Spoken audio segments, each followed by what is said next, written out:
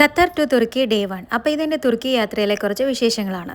US or UK visa ഹോൾഡേഴ്സിന് directly ഈ വിസയ്ക്ക് അപ്ലൈ ചെയ്യാം. Otherwise we need to take a Turkish visa. അടുത്ത ഒരു കൺട്രി കാണാൻ പോകുന്നതിൻ്റെ എല്ലാ എക്സൈറ്റ്മെൻറ്റും ഉണ്ട്. അറൗണ്ട് ഒരു 4 hours ജേർണി ഫ്രം ഖത്തർ എയർവേസിലായിരുന്നു നമ്മൾ ട്രാവൽ ചെയ്തിട്ടുണ്ടായിരുന്നത്. അങ്ങനെ മീൽസ് ഒക്കെ വന്ന് അതൊക്കെ കഴിച്ചൊരു മൂവിയൊക്കെ കണ്ടിരുന്ന് കഴിഞ്ഞപ്പോഴത്തേക്കും we reach our dream destination Istanbul.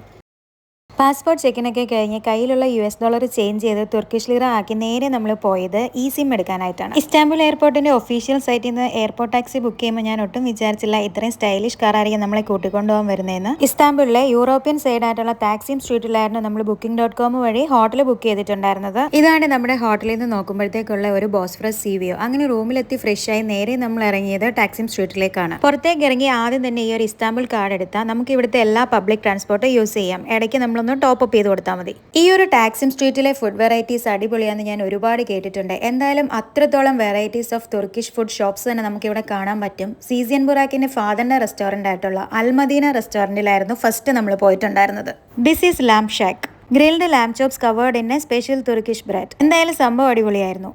Anyway നമ്മുടെ ട്രിപ്പ് ഫസ്റ്റ് സ്റ്റാർട്ട് ചെയ്തത് ചരിത്രപ്രസിദ്ധമായ ബ്ലൂ മോസ്കിൽ നിന്നുമാണ്. ഇവിടെ എൻട്രൻസ് ഫ്രീ ആണ്, but we need to cover our head. ഇത്രയും വലിയ മോസ്കിൽ എങ്ങോട്ട് നമ്മൾ നോക്കിയാലും കംപ്ലീറ്റ്ലി ഒരു റോയൽറ്റി ബ്ലൂ വൈബ്. മോസ്കിൽ നിന്ന് ഇറങ്ങിയപ്പോൾ തന്നെ നല്ല ലേറ്റ് ആയി. നൈറ്റ് അവർ ആയതുകൊണ്ട് തന്നെ കംപ്ലീറ്റ്ലി തുർക്കിഷ് ട്രഡീഷനോട് കൂടിയ ഒരു ബോസ്ഫറസ് ക്രൂയിസ് ഡിന്നറിനാണ് അടുത്തതായിട്ട് നമ്മൾ പോയിട്ടുണ്ടായിരുന്നത്. ഫയർ വർക്സും സൂഫി ഡാൻസും അങ്ങനെ varieties of entertainments with dinner. ഒരു സൈഡിൽ യൂറോപ്പും അനദർ സൈഡിൽ ഏഷ്യയും. യൂറോപ്പ് ടു ഏഷ്യ ഒരു ഇന്റർനാഷണൽ ട്രാവലിനെ പോലെ നമ്മൾ ഇങ്ങനെ സെയിൽ ചെയ്തുകൊണ്ടിരിക്കുന്നു. ഇസ്താംബുളിൽ വരുന്നവരെ please don't miss it this cruise dinner. ഏകദേശം 2 മണിക്കൂർ മുതൽ 3 മണിക്കൂർ വരെ ആയിരുന്നു ഈ ഡിന്നർ ക്രൂയിസിലെ നമ്മുടെ യാത്ര. അപ്പോൾ അടുത്ത ഒരു വ്ളോഗിന് വേണ്ടി പിന്നെ കാണാം കേട്ടോ. ശരി എന്നാൽ. So welcome to my Turkey travel episodes.